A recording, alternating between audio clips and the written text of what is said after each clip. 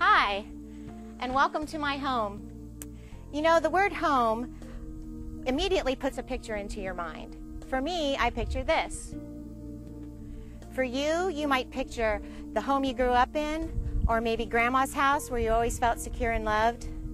But unfortunately for some of us, home brings back unpleasant or sad memories, things that we'd rather forget. But the good news is, for those of us who know Christ, home is so much more than just an address or a good family. It is so much more than a well-manicured lawn and well-behaved children. Home happens when we feel we belong, when we feel comfortable with those around us. For Christians, our true source of home is God, the perfect dad who treasures his children. The truth is that we can all feel abandoned and alone at some point. No matter what your background or history, everyone can feel abandoned and alone at some point. At these times, we have a choice to make. We can either live as emotional and spiritual orphans, or we can live in our true identities as sons and daughters of God, the creator of the universe.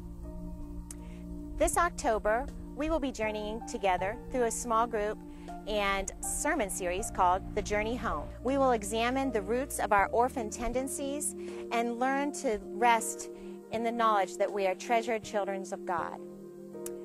Old and New Testament scriptures will guide our times together, and they will provide the promise and the evidence for the premise that we are truly treasured children of God.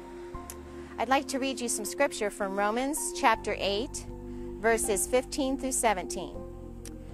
For you did not receive the spirit of slavery to fall back into fear, but you have received the spirit of adoption as sons, by whom we cry, Abba, Father.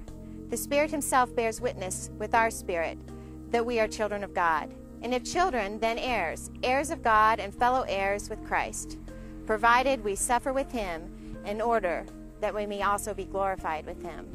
My earthly home isn't perfect, but I know that one day I will see my forever home in eternity. And until then, I will live in the security of knowing that I am a treasured child of God.